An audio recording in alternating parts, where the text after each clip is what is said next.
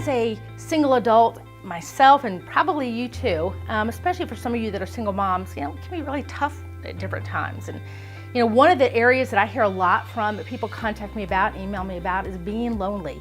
You can be lonely as a single mom, even a married person. So how do you deal with being, lonely? How do you deal with that aspect of your life, and how does it change? Well, a lot of times it's really the way you look at it. Loneliness is saying that you don't have hope, that you really don't have a future. Whereas really what you're trying to say is you're alone. There is a difference. With myself, for the longest time, I really felt lonely. As a child, I grew up very independent. My mom pretty much was raised by a single mom. My parents were married, and some of you might relate to this, but my father was never around. And so most of my memories are being raised by my mom. I had 3 younger brothers, and I had to raise them pretty much myself with her, but it was a lot of responsibility on a little kid. So from a very, very young age, I learned to be independent. Well, very independent. I didn't really rely on anyone, and especially not God.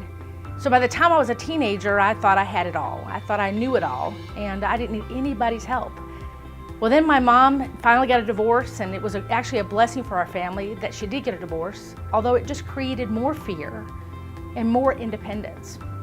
She would eventually marry a wonderful man who became the father that I wanted, and the husband that so many of you wanted. He was a wonderful, kind man, and he actually was my dad. He became the father that I had wanted. But unfortunately, the independence was already there. Despite the fact that he would provide for our family, and he would be a wonderful husband to my mom and a wonderful dad to me and my brothers, I was still very, very independent. So by the time I got into college and into my 20s, I was a force to be reckoned with. I just didn't think I needed anybody, and I was determined I was going to figure it all out myself. But that led to some really, really hard days. I didn't have God in my life, and that made the loneliness compounded even more. So what changed?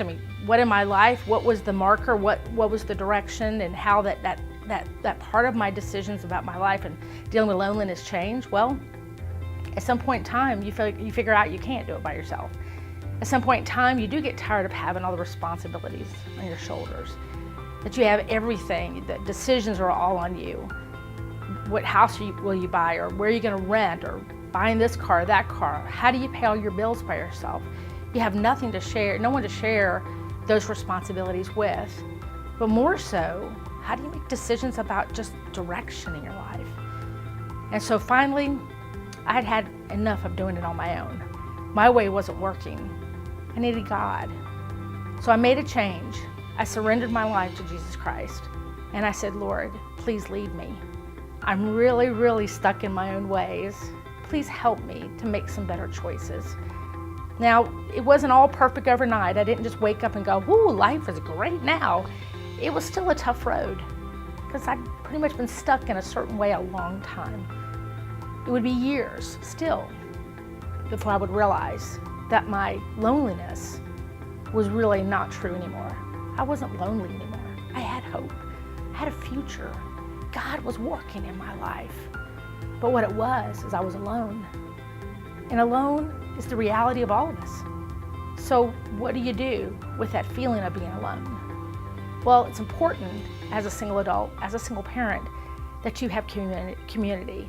You gotta have people around you. You gotta have people that are going through some of the same things you're going through, that help you through those tough days when, you wanna get a bucket of ice cream and watch Hallmark all night. Those tough days where you just think, I can't do this anymore. I can't make one more decision on my own.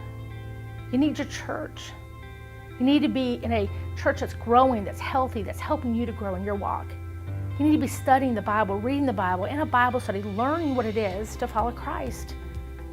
Ultimately, what happened with me, the aloneness wasn't so bad.